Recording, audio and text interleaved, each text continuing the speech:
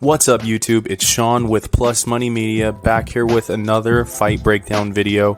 Looks like we have a pretty solid event coming up this Saturday. UFC Paris, Cyril Gane versus Tai Tuivasa. So let's get right into it with the first bout. So for this first bout, we have Perez versus Stephanie Egger. Both girls are actually bantamweights, but this fight is taking place at featherweight. Perez's first opponent was Zara Farn, but she's out for medical issues, so Stephanie Egger will step in as the late replacement. Perez is looking to make her debut. She's going to be giving up 1 inch of height and 2 inches of reach with Stephanie Egger. This is a bit of an interesting one. Before the change in opponent, I was fairly confident that Perez could get this one done. Stephanie Egger, being a judo expert, does complicate this one a little bit. She's very tricky with her throws and trips, and she can control her opponents once she does reach the ground. Perez is 7-1 overall, and she's making her debut in this one. So obviously Egger does have a bit more experience. Perez has 4 knockouts and 1 submission with 2 decision wins, and her only loss came by disqualification. She seems to have really strong takedowns and control on the ground, and is a little bit more explosive of a striker than Egger is. I think Perez is going to bring the pressure and come forward the whole time, or at least when she can. As I said, Egger will look to throw her and trip her and get on top, I believe, at a value of plus 225. I'm looking at this one as more of a value bet. I think coming in ready to make her debut with no real losses on her record against a late replacement fighter might bode well for Perez. And again, at plus 225, more than 2-to-1 odds, I just think it's a really great price. So yeah, I'm looking to put maybe half a unit to a unit and a half on Perez for this one. Again, I just think it's a really good value. Another option at this one would be the over of 2.5 rounds. We're looking at minus 105, pretty close to even money. I would go over half a unit, up to a unit and a half on that one. I just really think both girls are going to grapple a lot in this one. So yeah, I'm going with Perez in this one to win her debut as a live dog, and I'm going with the over of 2.5 rounds. Alright, for the next one up the card, we have Benoit Saint-Denis versus Gabriel Miranda. These guys are about the same height. Miranda's reach actually isn't listed on Tapology, but Benoit is at 73 inches. Benoit Saint-Denis is about 6 years younger than his opponent here. He's 1-1 in the UFC and 9-1 overall as a pro, while Gabriel Miranda is actually making his debut at 16-5. Benoit has 1 knockout and 8 submissions on his record, which mostly are chokes. His only loss came via decision. Miranda actually has 15 submissions on his record and also 1 knockout. He's been KO'd once back in 2016, and he's lost 4 different times by decision. Another thing to note is that Miranda made his pro debut back in 2012, and Benoit Saint-Denis made his in 2019, so there's quite a difference there. Both of these guys seem to love to grapple, and they're both really dangerous with the submissions. Often in matchups like this, the fighters will tend to strike more, knowing where the threat is for their opponent. However, Miranda doesn't really seem to ever want to strike in many of his fights when you look at the tape, and I think Saint-Denis has more power than Miranda in the stand-up. I don't really think we're going to see a submission on either side since they're both so good at grappling, like I mentioned, but I think this might be like a sloppy, tough fight that may go the distance if Benoit Saint-Denis can't earn a knockout. I'm going with Benoit Saint-Denis knockout. I'm just going to sprinkle a little bit because we're getting 3-to-1 odds there, maybe a quarter to a half a unit, which is, for most people going to be like $5-10. Another option for this one is going to be the over of 1.5 rounds. That's only at minus 120, which I think is a really fair value. So yeah, I'm leaning Benoit Saint-Denis in this one if you want to parlay him or just straight bet that. Okay, for the next one here, we have Nassourdine Imavov versus Joaquin Buckley. Imavov is going to have 5 inches of height, but he's still giving up 1 inch of reach. Both of these guys are 3-1 in the UFC with a similar strength of schedule. They both face solid competition and done pretty well. In total, Imavov is 11-3 and Buckley's 15-4. Imavov has 5 knockouts, 4 subs, and 2 decisions. He has been submitted once, but it was in his pro debut in 2014, and since then he's lost twice by decision as well. Buckley has 11 knockouts and 4 decision wins, so no submission submissions, and he's lost 3 times via knockout himself and once by decision. He's really explosive. Imavov is a super tough guy, which is why he's pretty much never finished. He's never been knocked out. I think with his well-roundedness and toughness, this is a pretty good matchup for him. Buckley does have power, but Imavov never really seems to get hurt. I do see him coming forward in this one and giving Buckley some volume to deal with and maybe securing even a takedown or 2. But I do see him winning with a late stoppage or a decision. So yes, I'm going with Nassourdine Imavov in this one. I think he matches up nicely with Joaquin Buckley. Again, he's super tough, and he doesn't really have a clear weakness in his game. I think he's going to come forward and win a decision or get a late stoppage. So I will definitely be throwing him on some parlays this week. Okay, next one we're going to go over up the card is going to be Perez Ziam versus Michael Figlak. Figlak is undefeated at 8-0, but he is making his debut. Ziam has a 3-inch height advantage. Figlak's reach is not listed on Tapology, but I'm going to imagine that Ziam also has a reach advantage. Ziam has twice the amount of total fights and also more UFC fights. He's 2-2 in the UFC. As I said, Figlak is making his debut. Ziam has 5 submissions, 4 knockouts, and 3 decision wins. He's lost 3 times by submission and once by decision. Figlak has 4 knockouts and 4 decision wins. He has no pro losses, but he was submitted in one of his amateur losses, and he was 9-2 as an amateur overall. Figlak looks to be really strong and explosive. He throws really hard in the striking, and he has explosive takedowns. I think that's a bad matchup for Perez Ziam, who doesn't really seem to have a good ground game. As I mentioned, he's been submitted 3 times, and he hasn't really shown ability to stand back up when he gets taken down. He is a really rangy, technical striker. He even had a pro kickboxing career. And Figlak looks to have some pretty decent wrestling. Perez Ziam should have the cleaner striking. Perez Ziam seems to have a real weakness with his grappling, and I think 100% of his opponents will shoot for a takedown against him.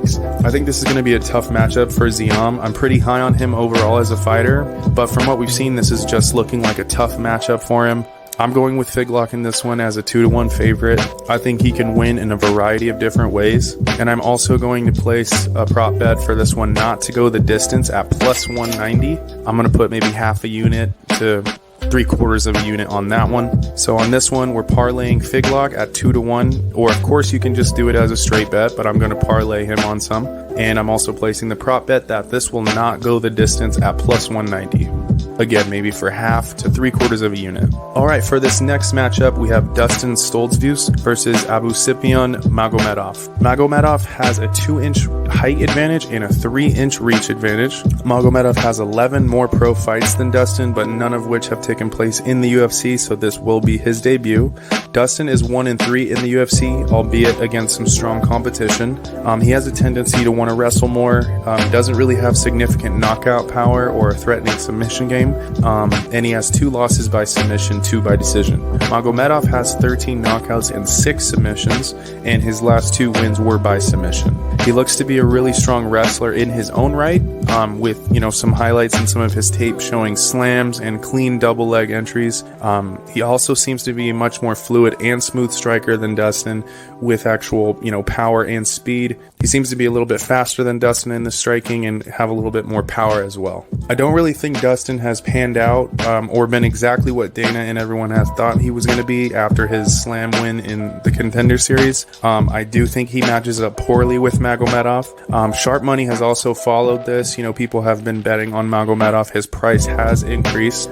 So yes, I'm going to parlay Magomedov in this one, and I'm even going to place a bet for him to win inside the distance at plus 120. I think he can get a submission or a knockout in this one, and I'll probably put half a unit to 1 unit on that. Alright, the next one, it should be a really solid fight.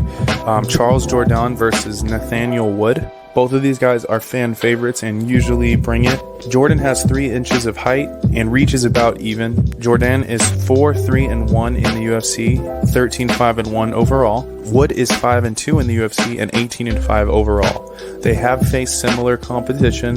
Jourdain has 8 knockouts, 4 submissions, and 1 decision win, while Wood has 8 knockouts, 6 submissions, and 4 decision wins. Jourdain has been subbed once and lost 4 times by decision, and Wood has been knocked out twice, subbed twice, and lost once by decision. Wood hasn't finished a fight since 2019 and was last finished by John Dodson in 2020. Both of these guys love to get into wars and are always looking to please the crowd. Both of them are typically contenders for fight of the night when they fight. Wood took all of 2021 off. Jourdain has been a little bit more active in that time period. Both guys have won 2 of their last 4 and been finished in 1 of those 2 losses. I think these are 2 really similar fighters, but I give a speed and aggression advantage to Jourdain. He has been looking very good lately, finishing fights or fighting for the finish till the end. Wood has a similar style, but I don't know if he has the same cardio or speed as Jourdain. Both guys are pretty tricky on the ground, but based on style, I really think they're going to look to stand up this whole fight. I'm going with a straight bet on Jourdain. I may place a parlay ticket or 2 with Jourdain on them, but at minus 140, I think it's pretty solid value for a single bet. Maybe anywhere from 1.25 units to up to 4 units. I really think it's good value against Nathaniel Wood. And another thing that you might be able to parlay on this one is the over of a round and a half. Like I said, I think they're going to stand and bang, and I think this is going to be a little bit of a war.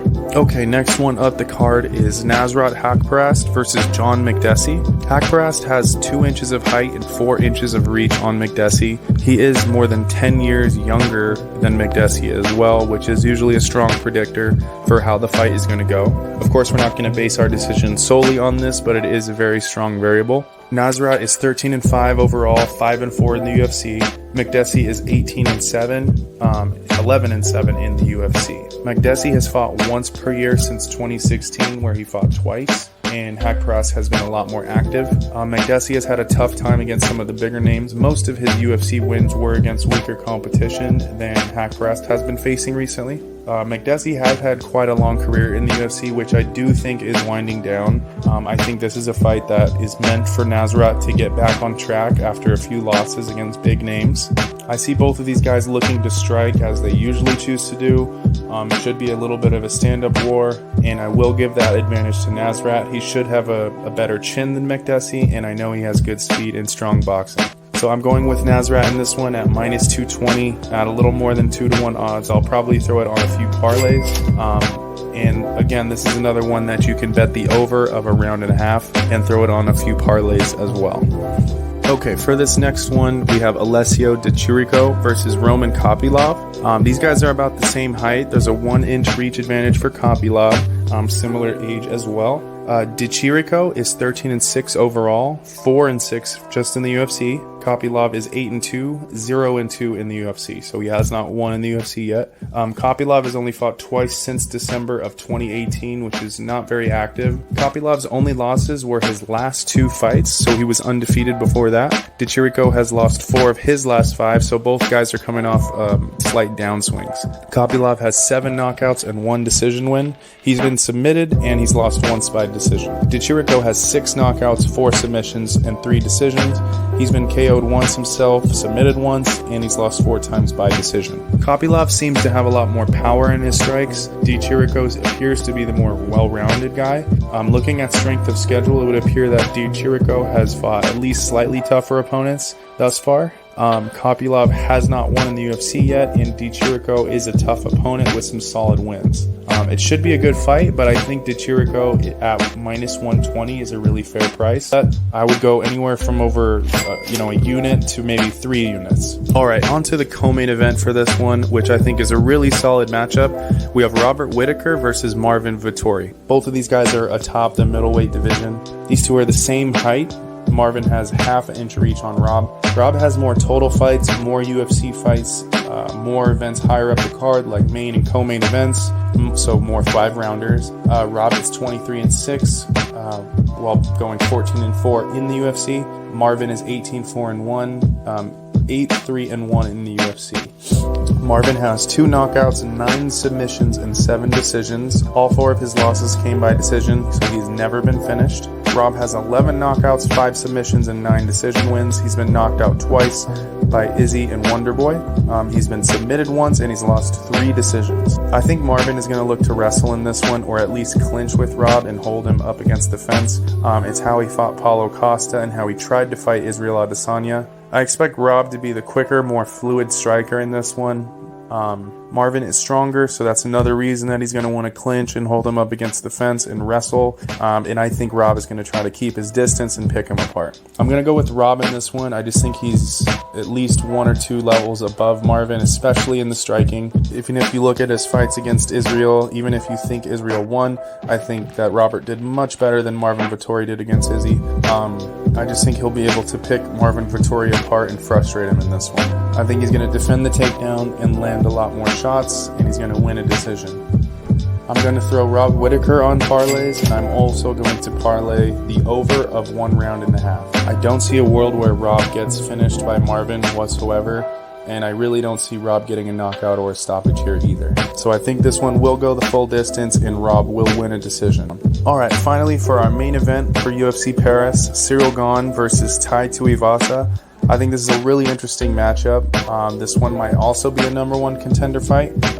Cyril Gane and Tai are atop of the division for sure. Gane has 2 inches of height and 8 inches of reach on Tai. Tai is going to be heavier, of course. He typically comes in about 20 pounds over where Cyril will. Gane is 10-1 overall, 7-1 in the UFC, with his only loss coming to the champ, Francis Ngannou, in a title fight. Tai is 15-3, and he's 8-3 in the UFC, and he's coming off from 5 knockouts in a row, actually. Most recently against Derek Lewis, the knockout king. This is a really interesting clash of styles here. Tai is a technical brawler with huge power and a chin, and Gane is a technician who it's really hard to hit him. He's very well-rounded, and typically he'll do some stuff you didn't know he could do. Like I would say his wrestling and grappling are very much slept on, and he can choose to fight you in a number of different ways. So that's one thing to watch out with him. This is Tai Tuivasa's first 5-rounder or main event. And Gane is coming off 4 in a row. Cyril has 4 knockouts, 3 submissions, and 3 decisions, so he can beat you in a multitude of ways. And his only loss came by decision.